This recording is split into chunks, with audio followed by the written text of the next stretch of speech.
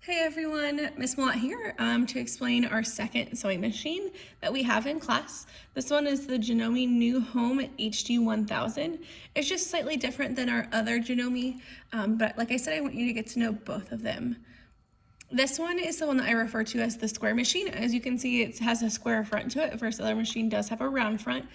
So in class, if I say, hey, if you have the square machine, this is where you are going to want to listen. Just make sure you're paying attention to that for me. This machine is pretty similar to our other machine, but there are a few differences. So make sure that you do watch both videos to make sure that you can identify both. So starting, the first thing we're going to talk about is our bobbin winder. So up here is this little metal piece. It helps wind your bobbin. The bobbin is what goes on the bottom of your machine. We're going to talk about this on day 1 and day 2 in class, but bobbin winder. And then we have our spool pins. So when you thread the top of your machine, and I'm going to have a video on threading your machines as well for next week, you're going to put a spool of thread on the top of your machine. Working our way over across the top of our machine, we have 3 key points that we need to know all right in this area. And the first one I'm going to talk about is your thread take-up lever. So I'm going to go ahead and turn my hand wheel, and that's something we're going to talk about here in a second. But as I turn my hand wheel, you see this little guy that moves up and down. So this little lever takes the thread from the top to the bottom to create your stitches. Okay, so the one that moves is called your thread take-up lever. And then we do have another little stationary piece. It's the stationary piece right here. You notice I try to move it, it doesn't move. That is your upper thread guide. It just guides your thread through your machine. Once again, your thread take-up lever, it takes your thread up and down so you can see that it moves. Your upper thread guide is stationary and it does not move. Okay, the third thing we're going to talk about over here is our tension dial, and I'm actually going to change our tension dial because it's not correct right now. Our tension dial needs to be on a 4. You should never have to move your tension dial, but once again, if your tension is off, that means that your stitches are not going to be correct. So we want to make sure that our tension dial is always on 4. If you ever have any questions, say, hey, Miss Mott, not quite sure what's happening here, but I will check your tension dial for you. A few key things we need to know on this side of the machine, and this was the same as our other machine. We have what is called a thread cutter, so I'm going to bring this down a little bit.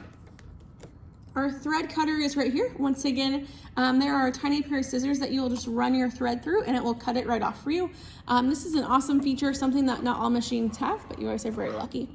The next one we're going to talk about is our needle plate. Once again, same as our other machine, there are different measurements on our needle plate. So as we start sewing, you learn more about different sewing terms. If I say, hey, you need to sew at 5/8 of an inch, make sure that you follow 5/8 of an inch on our needle plate, which is going to be down here. Next, we're going to focus on the other side of our machine. We have 3 key things we also need to know over here. So the first one we're going to need to know is our pattern selector dial. So it's this little pattern selector right here. The patterns are across the front of our machine, but once again, we just always stick with a straight stitch, which is a B. So anytime you want to make sure you start sewing, make sure that it is always on B for me. The next one we're going to talk about is our stitch length dial. The length is how long your stitches are when you sew. We're always going to sew it at 2.5. There's a few other times we're going to sew it at a different stitch length. I'm not going to explain that in this video today because I don't want to confuse you, but 2.5 is what this one should always be on. And then our reverse stitch or a back stitch. So you press this button all the way in. It moves a little bit, but you need to give it the full press. And that will backstitch at the beginning and the end of your project. Once again, that ties a knot on your thread and prevents it from unraveling.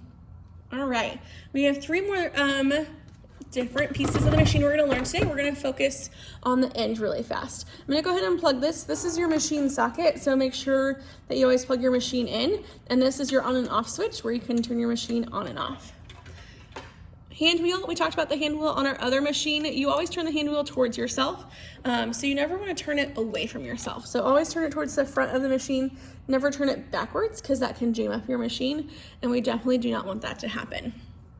And then lastly, we have our presser foot lift. So once again, gently go up and down.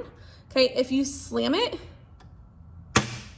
way too loud, okay? We don't want that to keep happening, so very gently lift and lower your presser foot. And then once again, your presser foot is this little guy right here that when it lowers, it holds your fabric into place, okay? I am gonna turn the machine around really fast and show you the presser foot from the front. So once again, Right here is our presser foot, moves up and down, and our presser foot lift, you can reach in through the center of your machine and lift and lower it. So as always, this is our square machine. Okay, some of you may have the square machine, some of you may have the round machine, but if you have any questions, make sure you let me know. Thank you.